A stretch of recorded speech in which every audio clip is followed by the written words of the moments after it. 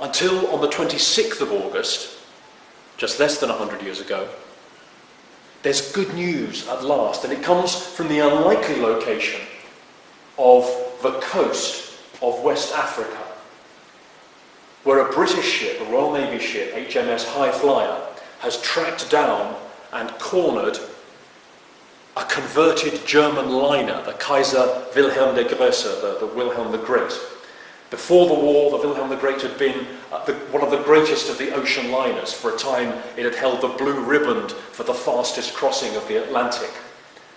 Immediately on the outbreak of war, it had been converted to an armoured ship. It had been given basic armaments, heavy guns, and had begun to attack British merchant ships, and had sunk 3 of them in August alone.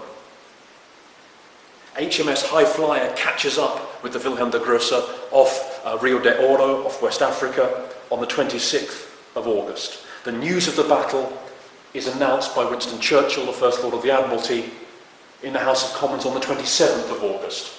And at last it is a victory, because the HMS High Flyer has attacked the Wilhelm der Große and the German ship has sunk, whether under the power of British gunpowder or of being blown up by its own sailors when they realised that all was lost and that ammunition had run out, has never been entirely known. But it's a great day at last for the British war effort, and what makes it so extraordinary in the telling is that this victory was achieved with the loss of only 1 single British life and 5 wounded. The story is carried in The Spectator magazine on the 29th of August, and The Spectator makes a big patriotic show of this single light of optimism in this bleak month. It talks about the David and Goliath struggle between the British ship and the German, presenting the German as the much faster, much bigger ship, politely overlooking the fact that the British ship was vastly better armed, and the battle was one-sided in completely the opposite direction.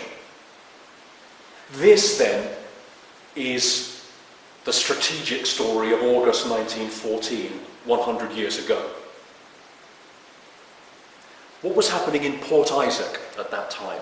Well, if you look at some of the newspaper reports, which have been copied here from August and September 1914, you can get a glimpse of what daily life here was still like.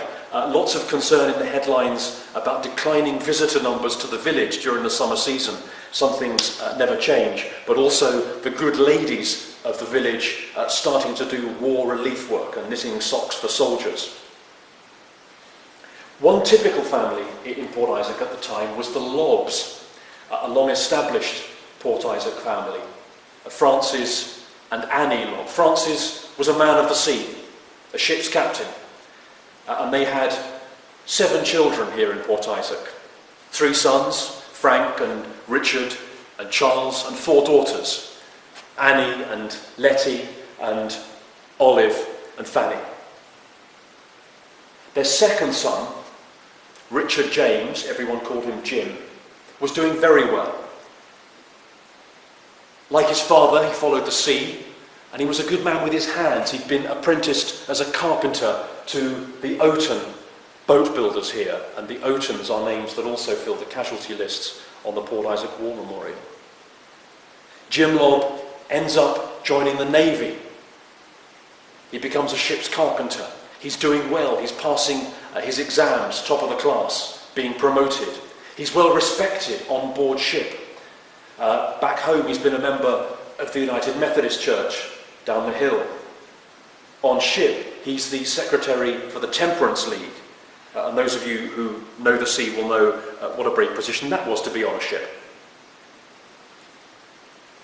Jim Lobb goes to sea with the Navy. Jim Lobb of Port Isaac is the one man killed on HMS High Flyer on the 26th of August 1914.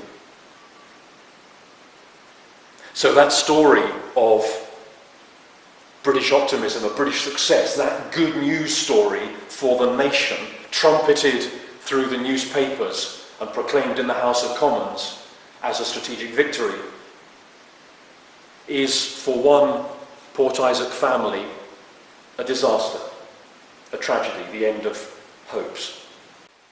And knowing how small this fishing community was in 1914, we can imagine how that pain rippled through the community, as each of these deaths must have done. The surnames that we see on the memorial, surnames that recur in families who lost more than one of their sons.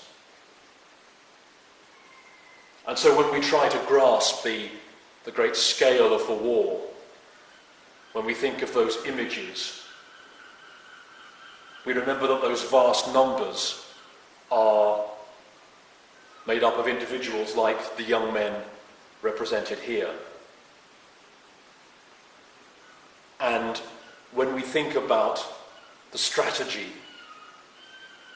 that leads to war, when we think about the decisions that lead us to any war today,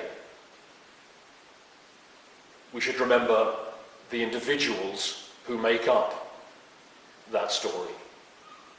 And in Port Isaac tonight, it is these individuals whom we remember.